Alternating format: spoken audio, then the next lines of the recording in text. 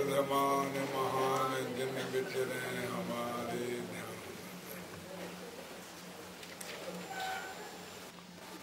सिद्ध चक्र महामंडल विधान की चौथी पूजन की जयमाला चलनी है। मेरे पास जो किताब है उसमें पेज नंबर 60। दूसरी किताब में 2-4 पेज आगे पीछे हो सकती है।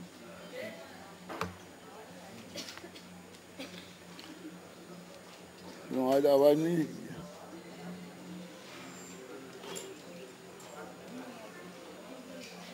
ठीक करो पहले। आवाज चलानी है। तीर्थंकर त्रिभुवनपति जापद करत प्रणाम।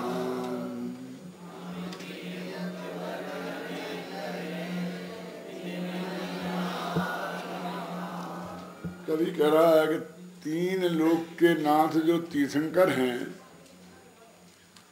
वे भी जिनके चरणों में नमस्कार करते हैं।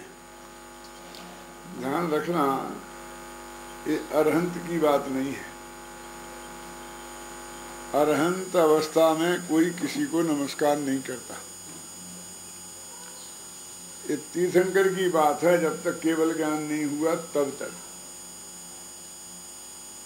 खासकर जब वो दीक्षा लेते हैं तो नमः सिद्धेभ्या बोलते हैं, ओम नमः सिद्धेभ्या नहीं बोलते। क्या फर्क है नमः सिद्धेभ्या में और ओम नमः सिद्धेभ्या में? ओम में पंच परमेष्टि शामिल हैं, तो वो पंच परमेष्टियों को नमस्कार नहीं करते हैं। आचार्य, उपाध्याय और साधुओं को नमस्कार नहीं करते हैं। बाकी के अरहंतों को भी नमस्कार नहीं करते हैं, है ना। वे सिर्फ सिद्धों को नमस्कार करते हैं, इसे नमः सिद्धेभ्या बोलते हैं। क्यों? नमस्कार करने का अर्थ ये है कि हम जिसको नमस्कार कर रहे हैं वो चीज हम चाहते हैं जो उसने प्राप्त कर ली है। तो वो कहते हैं मुझे अरहंत नहीं बनना है, मुझे आचार्य नहीं बनना है, तो मेरा तो एकमात्र लक्ष्य सिद्ध दशा की प्राप्ति है।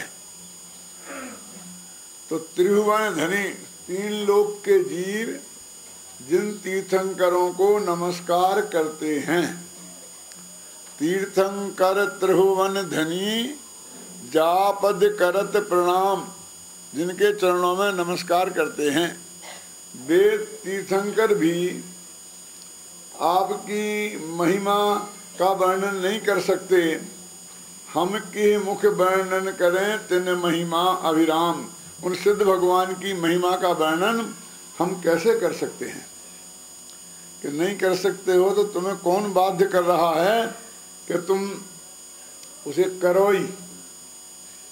तो कहते बाध्य तो कोई नहीं कर रहा है, लेकिन हमारा हृदय ही हमें बाध्य कर रहा है। त्वद भक्ति रेव मुखरी कुरते बलान माम। हे भगवान, मैं तो बहुत अल्पश्रुत हूँ, बहुत कम जानता हूँ। अल्पश्रुतम श्रुत बताम परिहास धामा। जो बहुत जानते हैं वो मेरी इस नादानी पर हंसेंगे। जो मैं तुम्हारी भक्ति में काव्य लिख रहा हूँ ना, भक्तांबर, तो वो लोग हंसेंगे कि क्या काव्य लिखा है, ये भी भक्ति है क्या? फिर भी मैं तुम्हारी भक्ति कर रहा हूँ। क्यों? क्योंकि तद भक्त, तुम्हारे प्रति जो मेरे हृदय में भक्ति है वही मेरे से जबरदस्ती कर रही है। बलात् माम, बलात् माने जबरदस्ती मुझे प्रेरित कर रही है कि मैं तुम्हारे बारे में कुछ कहूँ और मैं बोलने लग गया। देखो, इसमें एक बात तो ये महत्वपूर्ण है, बहुत से जो अनुवादक हैं हिंदी के गद्य या पद्य के, उनने अल्पश्रुत का अर्थ मूर्ख कर दिया है कि मैं तो मूर्ख हूँ। आचार्य अपने को मूर्ख कह रहे हैं, आचार्य अपने को मिथ्या दृष्टि कह रहे हैं। उन्होंने तो अल्पश्रुत शब्द का प्रयोग किया है कि मैंने बहुत थोड़े शास्त्र पढ़े हैं। क्यों? तो क्यों उतने पढ़े होंगे जितने तुमने पढ़े हैं? अरे अल्पश्रुत माने मैं द्वादशांक का पाठी नहीं हूं, बस इतना अर्थ है। क्या मैं श्रुत केवली नहीं हूं। और श्रुत बताम माने केवली, अल्पश्रुतम श्रुत बताम परिहास धामा। मूर्ख मूर्ख की बात नहीं है बिल्कुल भी, है ना। ये कहते हैं कि जंगल में मोर नाचा अथवा कोयल बोली, तो कोयल को किसने इस बात के लिए कहा था कि तू गा बोल, है? उसे गाने के लिए बुलाया था, उसका प्रोग्राम रखा था, क्यों? तो कहते हैं कि आम्र की कली पर जब बोर आता है और उसकी सुगंध चारों तरफ फैलती है, तो किसी के कहे बिना केवल निज आनंद करी, ये पंक्ति आएगी अभी आगे पीछे, कि अपने आनंद के लिए ही मैं तुम्हारे गुणगान वो गाने लगती है। कौन? कोयल। बिना किसी के कहे, किसी को अच्छा लग रहा है कि नहीं लग रहा है कोई लेना देने का मतलब नहीं। तो ये मेरा काव्य किसी को अच्छा लगेगा कि नहीं लगेगा ये मैं नहीं जानता, मुझे उसकी परवाह भी नहीं है, बस मैं तो आपकी भक्ति की वजह से आपका गुणगान करता हूँ। कभी कभी मैं विचार करता हूँ ऐसा कौन सा स्तोत्र होगा कि जिसे देखकर खुद के स्तोत्र के बारे में मान तुंग को ऐसा लगा कि ये लोग हंसेंगे, ऐसा काव्य है। आज तो दुनिया में सर्वश्रेष्ठ भक्ति काव्य बन गया है वो, है कोई? समंत भद्र के देवागम स्तोत्र, शंभु स्तोत्र, ये स्तोत्र ऐसे हैं कि जिसके सामने 100 भक्तांबर भी पानी भरे, जिनमें पूरा न्याय शास्त्र भरा पड़ा है। सारे न्याय शास्त्र का बेस वो है, बस उन स्तोत्रों की अर्थ करके टीकाएं कर करके सारा न्याय शास्त्र खड़ा हो गया है जैन दर्शन का। यदि उनको बंद कर दें, समंत भद्र के स्तोत्रों को हटा दें और उनकी टीकाओं को हटा दो, तो जैन न्याय शास्त्र में 0 बचेगा। तो वैसा स्तोत्र नहीं है। आपको आज तक कोई आदमी ऐसा कहने वाला नहीं मिला होगा, क्या है? लेकिन मैं ये जो कह रहा हूं वो भक्तांबर की एक एक पंक्ति की एक एक अक्षर का अर्थ मेरे को बहुत गहराई से पता है, क्या? और देवागम स्तोत्र वगैरह का भी पता है। और उसके बाद मैं आपसे ये कह रहा हूँ, इतना आप समझ लीजिए। कभी आपको मिलान करके देखना हो तो देखना, फिर मैं कभी मेरे से सुनना, यदि सुनना हो तो 1-2 घंटे लगातार उस पर, तो मालूम पड़ेगा कि इन दोनों में कितना अंतर है, क्या अंतर है। यहाँ तो वो यही कह रहे हैं कि हम की मुख वर्णन करें। अब हम किस मुंह से बात करें तुमसे, माने हम तो मुंह दिखाने लायक नहीं है। हम सिद्धों का वर्णन करने के लिए बैठ गए, लेकिन हम उसके इतने अयोग्य हैं कि मुख दिखाने लायक नहीं हैं। और एक कहते जा रहे और फिर बाद में शुरू कर दिया, भवि कुमदन जय भवि कुमदन मो। चौपाई है भाई, चौपाई। जय भवि कुमदन मोदन चंदा, जय जिनंद त्रिभुवन।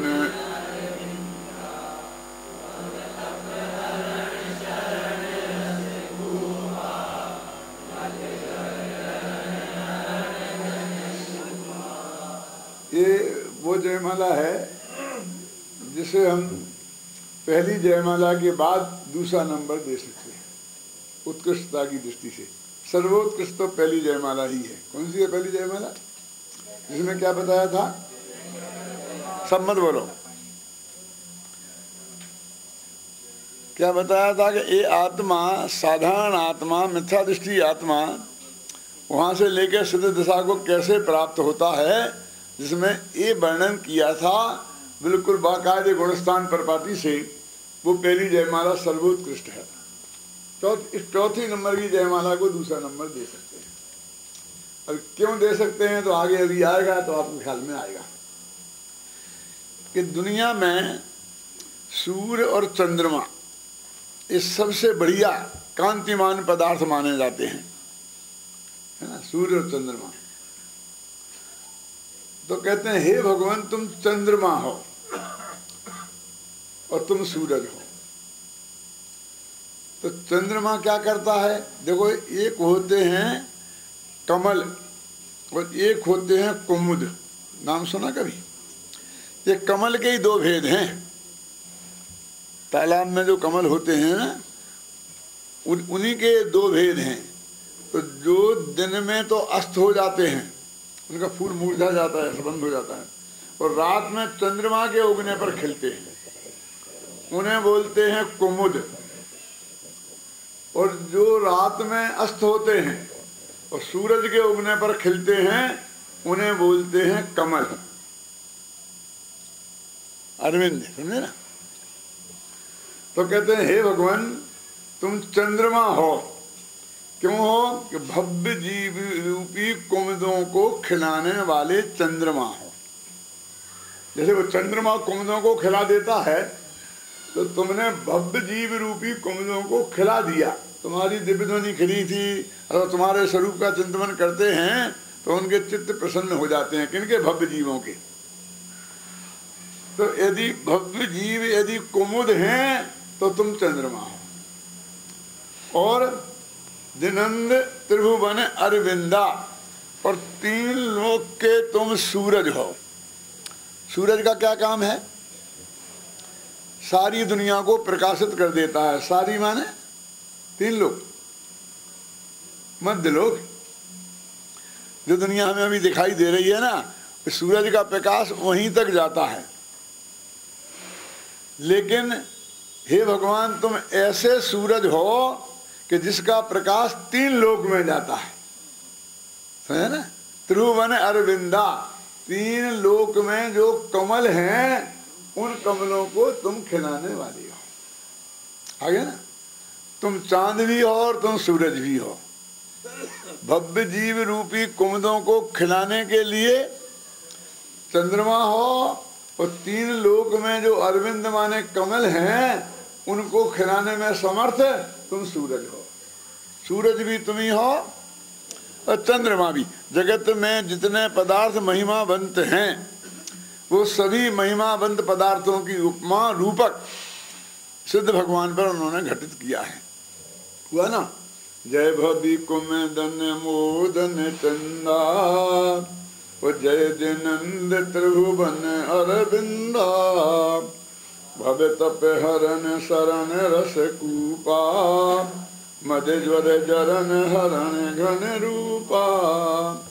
तुम रस के कुआं हो, अमृत रस से भरे हुए कुआं हो। कुएं का पानी आप जानते हैं, गर्मियों में ठंडा और सर्दियों में गर्म रहता है। आपको गर्मियों में ठंडा पानी पसंद है ना, और सर्दियों में तुम्हें गर्म पानी चाहिए। देखना, अभी आपको नहीं हो पता इसका, तो जब देखना प्रयोग करके। एक कवि ने लिखा है, उसने तो दो तीन बातें लिखी साथ में, उन्हें भी आपको बताने की जरूरत नहीं है। कुएं का पानी, नारी का शरीर, और बहुत दो तीन चीजें लिखी हैं कि ये सर्दियों में ठंडे और गर्मियों में, सर्दियों में गर्म और सर्दियों में ठंडे रहते हैं। तो ये कहते हैं कि संसार के ताप उसको हरण दूर करने के लिए तुम रस के कुएं हो। समझे ना? रस के कुएं हो। और मद रूपी ज्वर जिनको आ गया हो, उसको उसकी जलन हो रही हो, तो मद ज्वर जरण हरण, उसको हरण करने के लिए तुम घन रूप, भयंकर घने बादल एकदम आ जाए ना, सूरज की छा जाए बिल्कुल, तो गर्मी बिल्कुल खत्म हो जाती है। इसलिए तुम ही बादल हो, तुम ही रस के कुआं हो, तुम ही चंदा हो, और तुम ही सूरज हो। अकथित महिमा अमित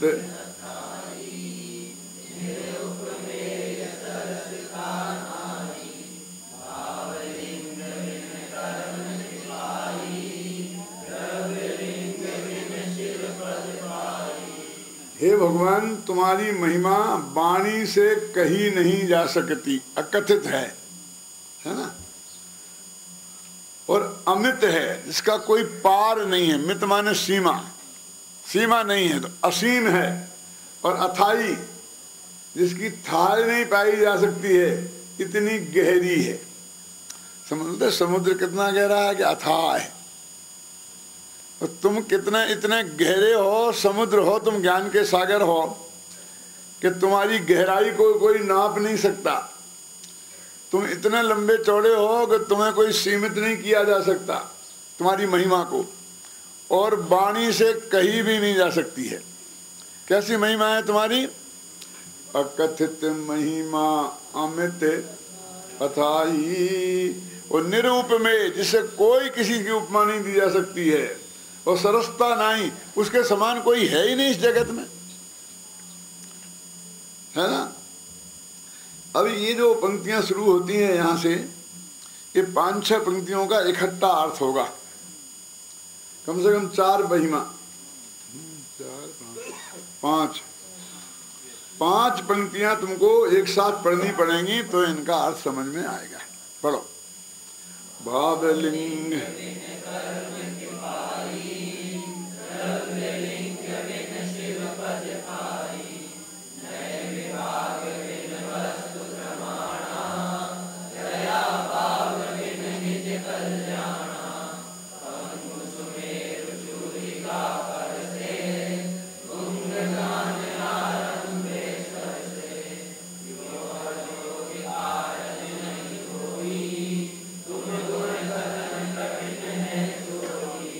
देखो, इन 4 पंक्तियों में उन असंभव बातों को गिनाया है। यदि हम 5वीं पंक्ति को नहीं पढ़ें तो हमको लगेगा कि कैसी गप मार रहे हैं। क्या लिखा देखो मालूम? भाव लिंग बिन कर्म खिपाई। के ऐसा अर्थ कर सकता कोई? मैं नहीं कर रहा हूं कि भाव लिंग के बिना ही तुमने कर्मों को खिपा दिया। और द्रव्य लिंग मुनि बने बिना ही तुम मोक्ष चले गए। द्रव्य लिंग मैंने शिवपद पाई। और तुमने नए विभाग को समझे बिना ही वस्तु का स्वरूप समझ लिया। और तुमने दया भाव के बिना ही अपना कल्याण मान लिया। और जैसे एक लंगड़ा आदमी था, उसने सुमेर की चोटी को स्पर्श कर लिया, तो गूंगा आदमी गाने लग गया, समझे ना। तो ये काम ऐसे अटपटे लगते ना। और धर्म में कई जगह ऐसा गाया भी है कि हे भगवान तुम्हारी कृपा से गूंगे गाने लगते हैं और लंगड़े दौड़ने लगते हैं, और क्यों अंधे देखने लगते हैं, गाए जाते हैं। लेकिन यहाँ ऐसा नहीं है। यहाँ की तुम 5वीं पंक्ति पढ़ो तो उससे तुम्हें मालूम पड़ेगा कि यों अयोग कारज, ये जो काम हमें तुम्हें गिनाए हैं ये अयोग्य हैं, ये कभी होंगे नहीं। जिस प्रकार ये काम अयोग्य हैं, उसी प्रकार तुम्हारे गुणों का वर्णन करना भी मेरे से संभव नहीं है। मेरे लिए उतना ही कठिन है जितना कठिन ये काम है। ये कठिन का है तो असंभव है ना। क्या कि भावलिंग नहीं हो और कर्मों का नाश हो जाए, असंभव है ना। द्रव्यलिंग मुनि लिंग धारण नहीं करे और कोई मोक्ष चला जाए, ये संभव नहीं है, समझे ना। नए विभाग को समझे नहीं और वस्तु को प्रमाण रूप से जान ले, ये संभव नहीं।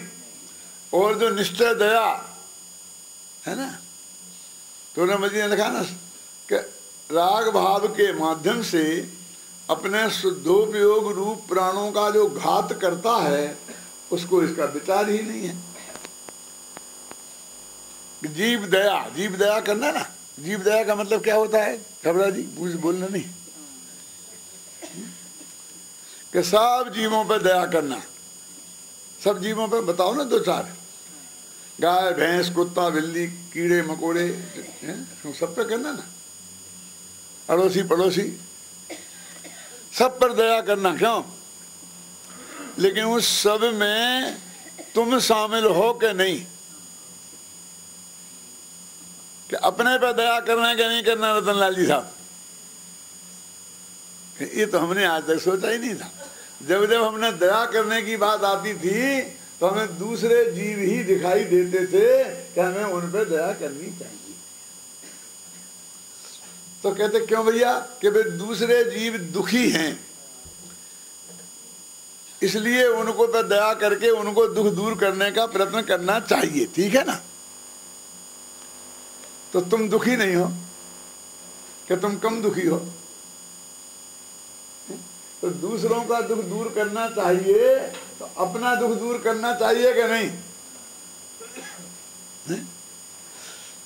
देखो, दूसरों का दुख तो हम दूर कर ही नहीं सकते, वे ही करेंगे, वे पाप करते रहें और हम उनका दुख दूर कर दें, ये संभव है, भगवान भी नहीं कर सकते हैं? क्यों? और हम अपना दुख दूर कर सकते हैं, तो असली दया कौन रही?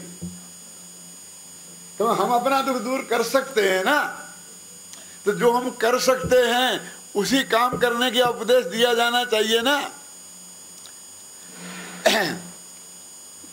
क्यों? हमने इस अपने आत्मा को कम दुख दिए हैं, पाप कर करके, हिंसा, झूठ, चोरी, कुशील, परिग्रह का सेवन करके नरक में गए और कितने डंडे खाए हैं।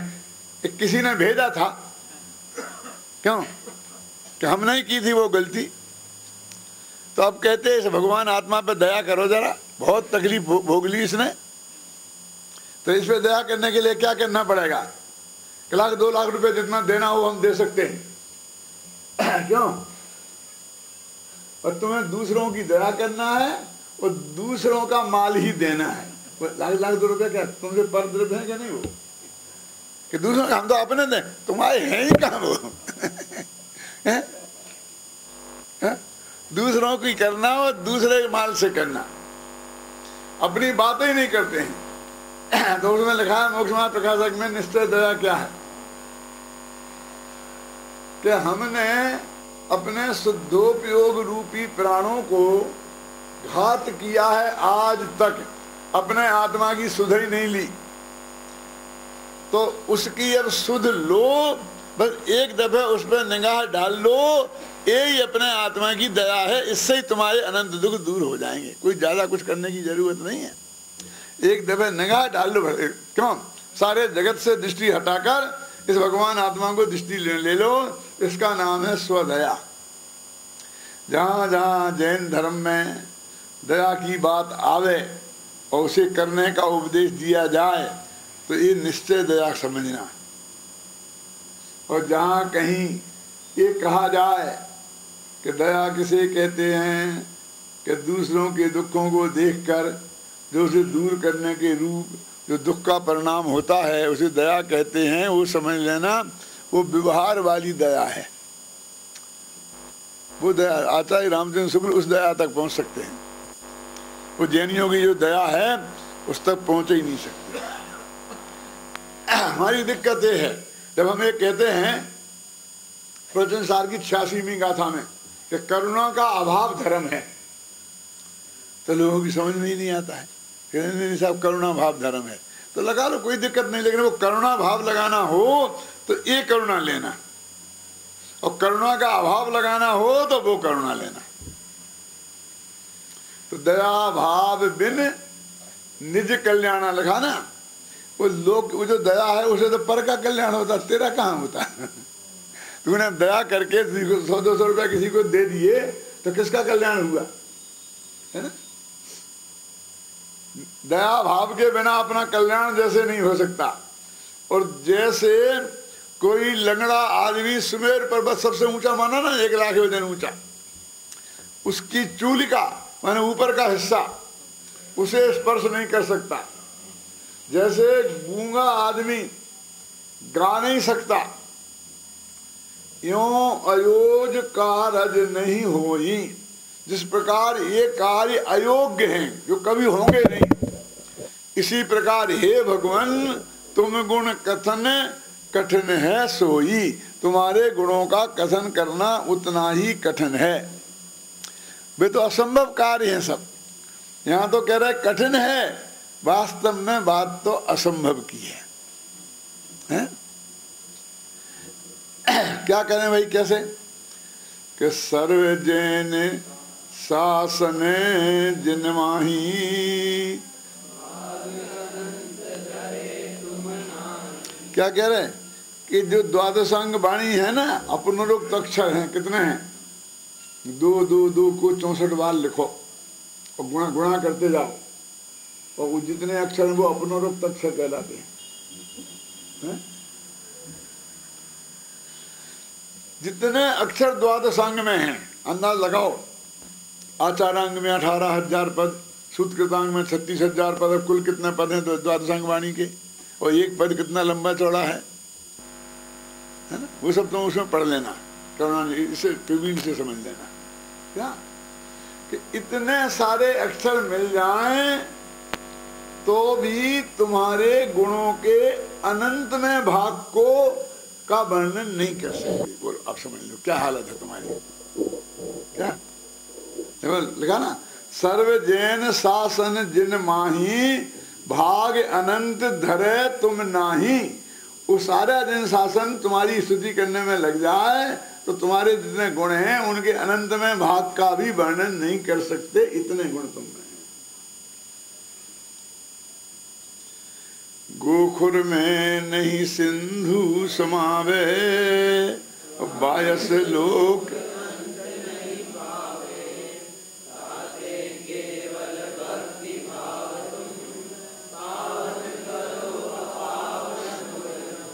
आपने देखा होगा बरसात में गाँव में जब जहाँ पर जो खासकर मालवा जैसी जमीन है ना, काली बहुत चिकनी, तो बरसात में गायें जंगल में जाती हैं तो वो गीली जमीन रहने से वहाँ खुर, जो पैरों के खुर होते हैं ना, उससे एक गड्ढा बन जाता है। फिर वे गड्ढे बने रहते हैं और बरसात रुक जाती है, खूब धूप निकलती है तो सूख जाते हैं। तो उस गड्ढे का नाम है यहाँ गोखुर। गाय के खुर का नाम गोखुर नहीं है, काय का नाम है? गाय के खुरों से बना हुआ जो गड्ढा है। अब उस गड्ढे में कोई व्यक्ति सारे दुनिया में जितने समुद्र हैं उन समुद्रों को पानी भरे तो वे समा जाएगा, पूरा पानी भर जाएगा उसमें, फिर पानी को दूसरी जगह रखने की जरूरत नहीं पड़ेगी ना। है गोखुर में नहीं सिंधु समावे, है तो बहुत साफ, लेकिन नहीं आती समझने का क्या है।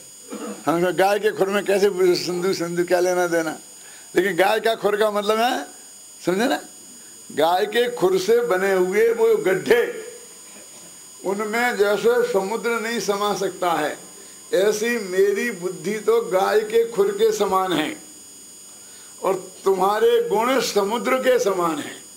तो तुम्हारे गुण मेरी बुद्धि में कैसे समा सकते हैं, समझ गए ना। गोखुर में नहीं सिंधु समावे और बायस लोक अंत नहीं पावे। ये क्या है? बायस माने कौआ, बहुत तेज दौड़े तो दौड़ते दौड़ते दौड़ते दौड़ते अमेरिका कब पहुंच जाएगा? नहीं पहुंचेगा। ये कहते हैं अमेरिका नहीं, लोकांत, लोक के अंत में, ढाई द्वीप के अंत में नहीं। क्या समझे ना, जैसे वो कौआ उड़े तो लोक के अंत में नहीं पहुंच सकता, ऐसी मेरी बुद्धि तो कौए जैसी है और तुम्हारे गुण लोकाकाश जैसे हैं। तो मैं कितने कितने तेज दौड़ूं तो तुम्हारे गुणों का वर्णन नहीं कर सकता हूं।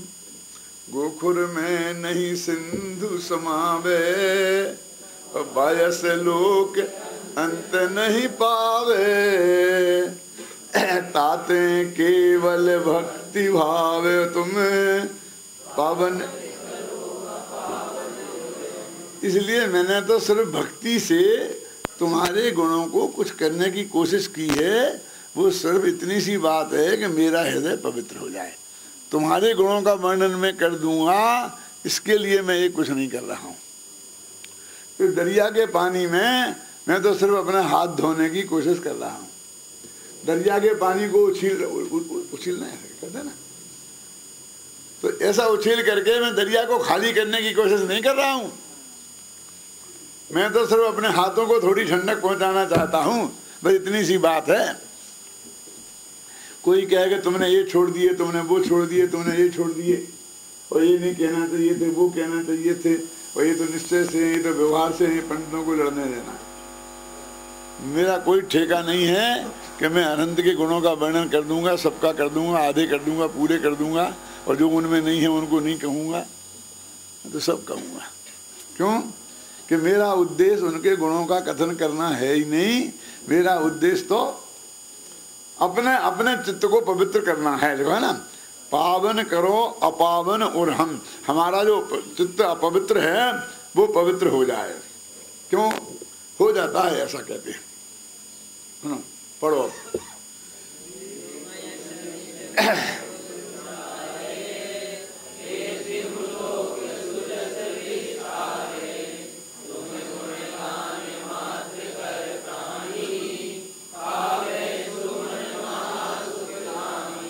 कहते मैंने ऐसा देखा है कि अपने मुख से जो तुम्हारे गुणों का उच्चारण करते हैं तो उससे क्या होता है कि तुम्हारा तो कुछ नहीं होता है और उसका यश सारी दुनिया में फैल जाता है।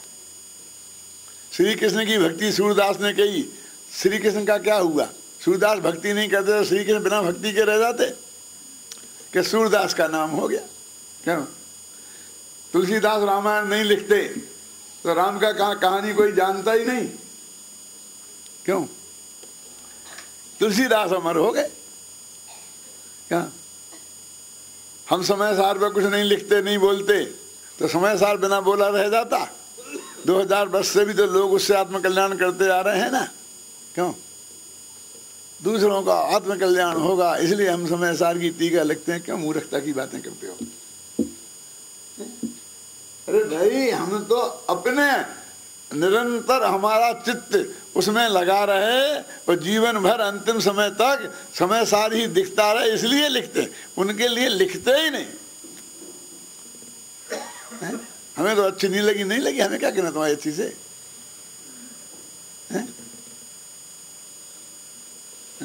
क्यों? लिखा देखो, लिखो पढ़ो क्या है? जो तुम्हें यश निज मुख उच्चारे ते तिहु लोक। उनका यश, तुम्हारा यश नहीं, समझे ना? तुम्हें गुण गान का मात्र कर पानी पावे सुगुण महा सुखदानी। तुम्हारे गुणों का गान करते तुम्हारी महिमा जगत में फैल जाती, इस धोखे में मत रहना। उनका सुगुण, उनको सुख देने वाले सुगुण उनके हो उनमें गुणों की प्राप्ति हो जाती है। वे उसका लाभ की प्राप्ति हो जाती है। ख्याल में आई ना?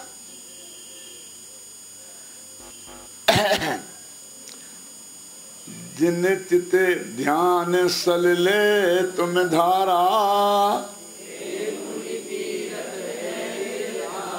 देखो लोक में जो है ना, लोक में मन जैनेतरों में गंगा नदी को तीर्थ माना जाता है, समुद्र को तीर्थ माना जाता है। देखो जैन दर्शन में और जैनेतर दर्शनों में ये बहुत बड़ा अंतर है। जैनियों के जितने तीर्थ हैं वो पर्वतों की चोटियों पे है, अजैनियों के तीर्थ हैं वो गंगा के किनारे, समुद्र के किनारे, सब देख लेना सब। क्यों? तो कितना फर्क है। अपने उस तीर्थ पे अपन को एक मंदिर बनाना हो तो वो 10 करोड़ में बनेगा, वैसे ही मंदिर गंगा के किनारे 50 लाख में बन सकता है। क्यों? क्योंकि सीमेंट ले जाना पड़ेगा, वो मजदूर ले जाएंगे, और पानी नीचे से ले जाना पड़ेगा। बोलो क्या करोगे? हैं? और वहाँ गंगा के किनारे मुफ्त का पानी, मुफ्त की रेत सड़क बनी है। क्यों? पहुंच जाए लोग। तो अपने तीर्थ भी गंगा के किनारे आते तो मजा आ जाता ना। पिकनिक और तीर्थ के तीर्थ। अपन कोशिश तो कर रहे हैं जो अपने तीर्थ है उनको भी पिकनिक स्पॉट बनाने की, और जिसे अपन तरक्की कहते हैं। क्या? ये तीर्थों की बहुत तरक्की होगी। क्या तरक्की होगी तीर्थों की? अरे साहब इतनी बढ़िया चमाचम धर्मशाला 5 स्टार जैसे अटैच लेटरिन बाथरूम की, ये तीर्थ की तरक्की हुई है।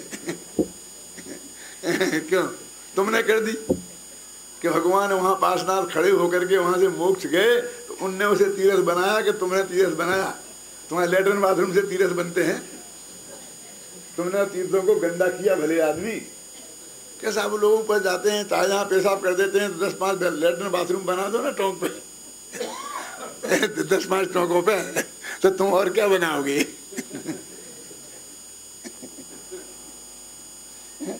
तुम्हारा पैसा तो जैसा कमाया है वैसे ही लगने वाला है, इन लेटरिन बाथरूमों में ही लगने वाला है।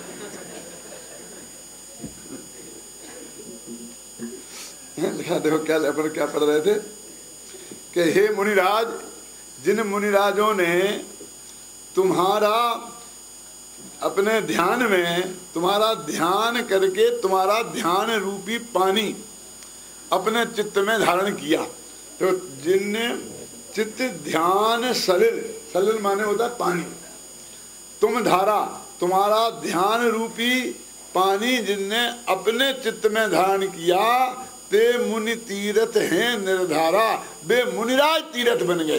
जैसे तीर्थों की वंदना करते हैं, हम उन मुनिराजों की वंदना करने लगे। क्यों? क्योंकि वे आपके गुणों को गाते हैं, आपका ध्यान करते हैं। क्या उसे आप महान बन गए? नहीं, उनने महान बन गया। एक दादा की सही घटना बताता हूँ। कुरावड़ की है दादा, बंद कल्याण था ना, वो तुम्हारे वो था तुम्हारे गांव का मिठूलाल, समझ गए? तो मैं जब बाहर खड़ा था, मुझे अंदर जाना था और बहुत भीड़ थी, तो मुश्किल हो रही थी, तो दौड़ा दौड़ा आया, अरे पंडित चलो हटो हटो, पंडित जी को जाने, पंडित जी को जाने, पंडित जी को जाने। मैंने कहा भाई बहुत बड़ा उपकार किया, फटाफट जगह करता करता करता और वो ऊपर पहुंच गया। नहीं दादा वो मिठूलाल नहीं होता तो मैं रह जाता। अरे मिठूलाल तुम्हें नहीं ले गया, तुम्हारे बहाने वो मुझे कौन घुसने देता? बोले ऐसे ही घुस घुस करके उसने अपना फोटो नेहरू जी के साथ भी खिंचा लिया था और अभी घर में टांग रखा है। जितने पंडित आते हैं सबको भोजन करने के लिए इसलिए बुलाता है कि वो नेहरू के साथ वाला फोटो उसे दिखाए।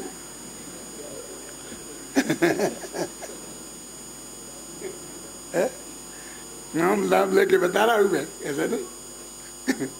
तो ये मुनिराज जो भी भगवान के लिए कुछ नहीं किया, वो तो भगवान के गीत गाकर, समझ में ना, हम तुम्हें ये बढ़िया बात जयमाला का अर्थ सुना रहे हैं ना, तो तुम सब नीचे बैठ गए और हमें ऊपर बैठा दिया। ये गद्दी हमें इसलिए बैठ मिली है क्योंकि हम ये सुना रहे, इस जयमाला का अर्थ कर रहे। यदि हम नहीं सुना रहे होते तो हमें भी तुम्हारे बगल में ही बैठना पड़ता। ये बात इसमें है। देखो, जिन चित्त ध्यान सलिल तुम धारा ते मुनि, क्योंकि तुम तो कैसे हो कि तुम गुण हंस तुम्ही सर्वासी, और बचन जाल में लेत न फांसी।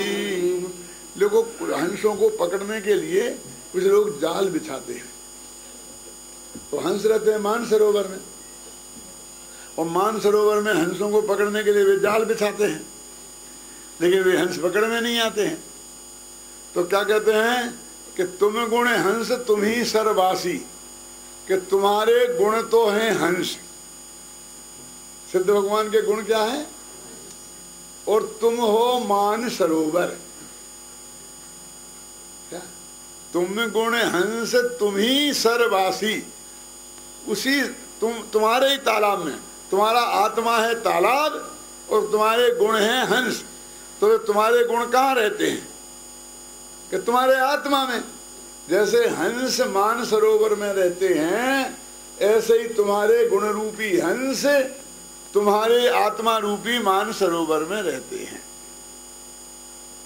तुम गुण हंस तुम ही सर्वासी, इसमें से निकलता है ये अर्थ के नहीं कि खींचतान के निकाल रहे हैं, निकल रहा है ना। लेकिन तुम काय को कह रहे हैं लेने देना है कि मैं तो भैया वो शिकारी हूं जिसने उस पे जाल डाल रखा है, हंसों को तुम्हारे गुणों को पकड़ने के लिए। लेकिन मैं क्या करूं, मेरे वचन रूपी जाल में तुम्हारे गुण रूपी हंस फंसते ही नहीं है। मैं क्या करूं? तुम गुण हंस तुम ही सर्वासी, और वचन जाल में लेत न फांसी। क्या उपमा दी है कि मैं तुम्हारे गुणों को फंसाने के लिए मैंने ये वचनों का जाल डाला है ना। जो लोग होते हैं वचन, जब किसी को फंसाने के लिए वचनों का जाल डालते हैं ना, मीठी मीठी बातें करते हैं, मैं ये कर दूंगा, मैं ये कर दूंगा, ये कर दूंगा, और कहते हैं बहुत होशियार आदमी है, वो हर एक से दोस्ती कर लेता है। क्यों? हर एक को पटा लेता है, फिर और अच्छी भाषा में बोले तो हर एक को उल्लू बना लेता है। वो बहुत अच्छा होशियार आदमी माना जाता है। क्यों? संत कवि कहते हैं कि मैं जो ये वचन का जाल मैंने फैलाया ना, कौन सा वचन का जाल? ये सिद्ध चक्र विधान की पूजा मैंने लिखी है। ये क्या है?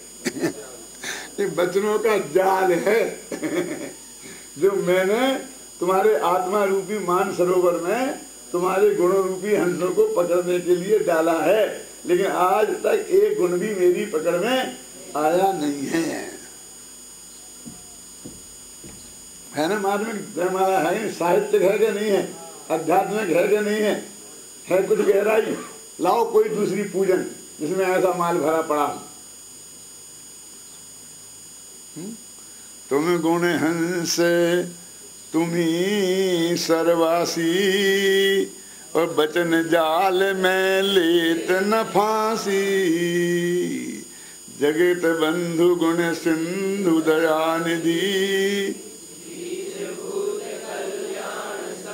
हे जगत के बंधु, हे गुणों के सिंधु, हे दया के खजाने, तुम इस जगत में सर्व कल्याणों के बीज हो। बीज उड़ने से वृक्ष पैदा होता है ना, तो जो भी कल्याण जगत में है वो तुम उसके बीज हो, उससे सारे कल्याण होंगे। हे अक्षय, जिनका कभी नाश नहीं होगा, हे शिव स्वरूप, तुम स्वयं कल्याण स्वरूप हो। श्री स्वामी, तुम मोक्ष रूपी लक्ष्मी के स्वामी हो, तुम परिपूर्ण हो। और निजानंद विश्रामी, अपने अतीन्द्रिय आनंद में आराम फरमा रहे हो, अपने अतीन्द्रिय आनंद में विश्राम कर रहे हो।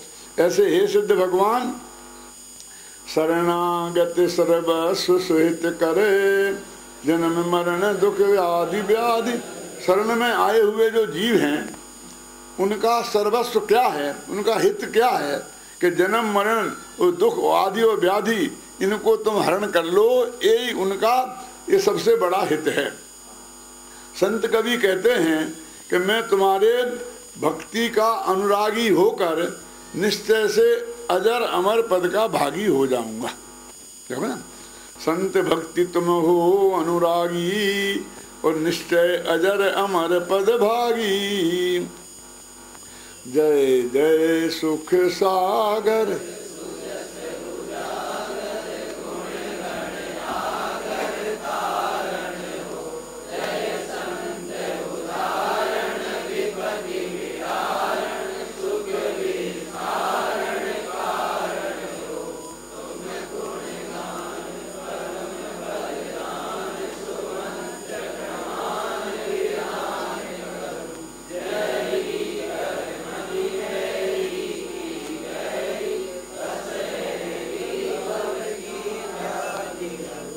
सुख के सागर, तुम्हारी जय हो जय हो जय हो।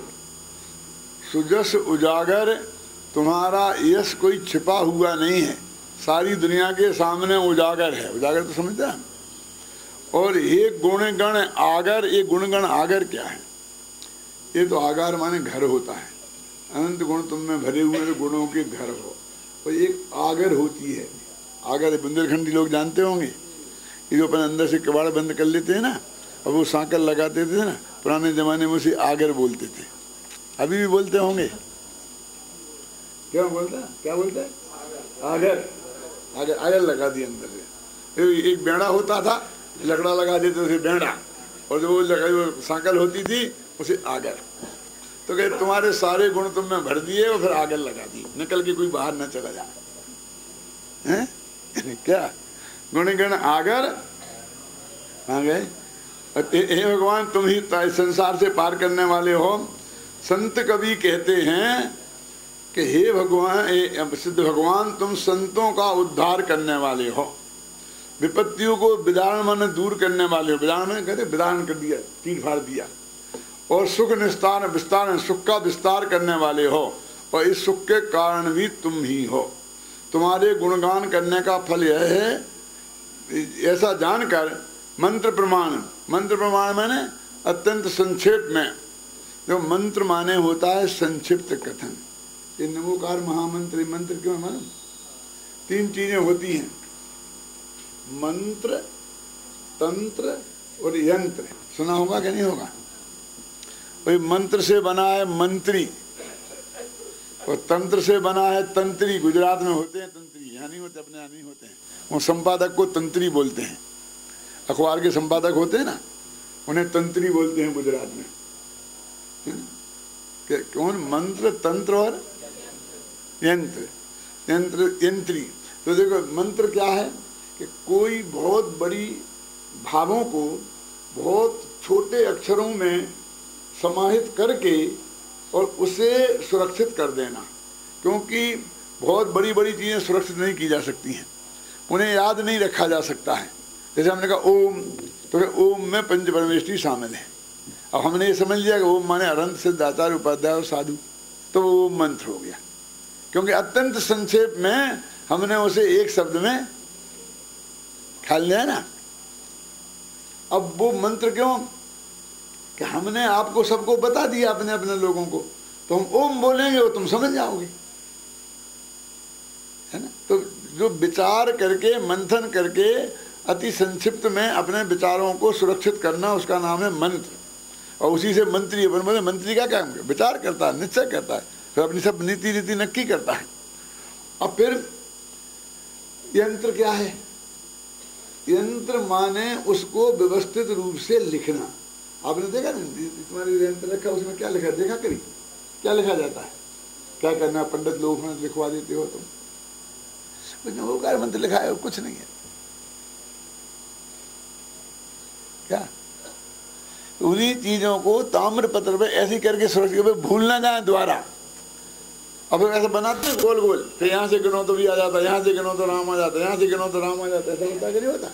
माने हमें कम से कम अक्षर लिखना पड़े और एक अक्षर का 6 जगह प्रयोग हो जाए उसी का, तो उसको यंत्र। यंत्र माने उस मंत्र को जो हमने नक्की किया है, विचार बनाए हैं, वो लिखित रूप से कभी नष्ट ना हो जाए, सुरक्षित कर देना, उसका नाम है यंत्र, नक्शा समझ लो। और तंत्र, अब उसको क्रियान्वय करना। मिनिस्टरों ने, वो कहना बना, सेनापतियों ने बैठ के विचार करके नक्की किया कि कश्मीर को आज़ाद कैसे कराना। वो जो नक्की किया वो है मंत्र। फिर उन्होंने उसका एक नक्शा बनाया और अपने सारे ऑफिसरों को बुलाकर क्या उसको समझाया और ये कहा कि इस ऑपरेशन का नाम हम ओम नमः शिवाय रखेंगे। भगवान का नाम है, हाँ तुम तो समझ लेना, मारना है उनको और नाम रखेंगे ओम नमः शिवाय। ये नक्की कर लिया ना हमने, बस खत्म। अब ये ऐसा समझे ना, तो हम जब ओम नमः शिवाय बोले तो तुम धमाधम ठोक देना। हम तुमसे ये नहीं कहेंगे मारो, क्या बोलेंगे, समझे ना। तो ये मंत्र और उस तंत्र में सुरक्षित करके सबको टेंड कर दिया, क्योंकि वो इतना सा अपने पास रख सकता है, तो उसे ताबीज में रख करके यहाँ लटका दिया। क्यों? क्यों रखेगा कहाँ? यदि ऐसा रखेगा तो कागज का टुकड़ा गीला हो जाएगा, खराब हो जाएगा। तो सुरक्षित करके उस पर पत्ते पर लिख के, पीपल कौन से पत्ते मत्ते पर लाके जब भूल जाओ तो निकाल के देख लेना, चुपचाप फिर बंद करके रख लेना। क्यों? अब समझ गया ना, वही हो गया, तंत्र हो गया। अब यंत्र ने हो गया, मंत्र यंत्र, वो यंत्र हो गया, जब इसमें रख लिया ना।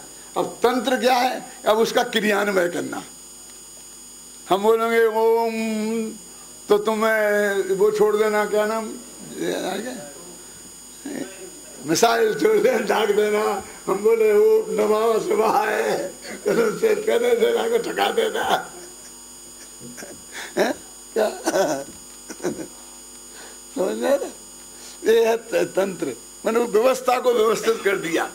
कौन चीज कहाँ लिखनी, कहाँ छापनी, क्या नहीं छापनी, ये सब निर्णय करता है, इसलिए वो तंत्री बोलते हैं। तंत्री माने व्यवस्थापक नहीं, वो क्रियान्वय तो वो करेंगे, दूसरे लोग मैनेजर बैठे हैं। संपादक तो सिर्फ न कि क्या छापना और क्या नहीं छापना, और किसको महत्व देना, किसको नहीं देना, किसको फ्रंट पेज पे देना, किसको बैक में देना, वो सब समझो है ना। तो यंत्र मंत्र तंत्र हो गए ना, 3 हो गए। अब इसमें क्या क्या थे अपने देखो जरा, है ना।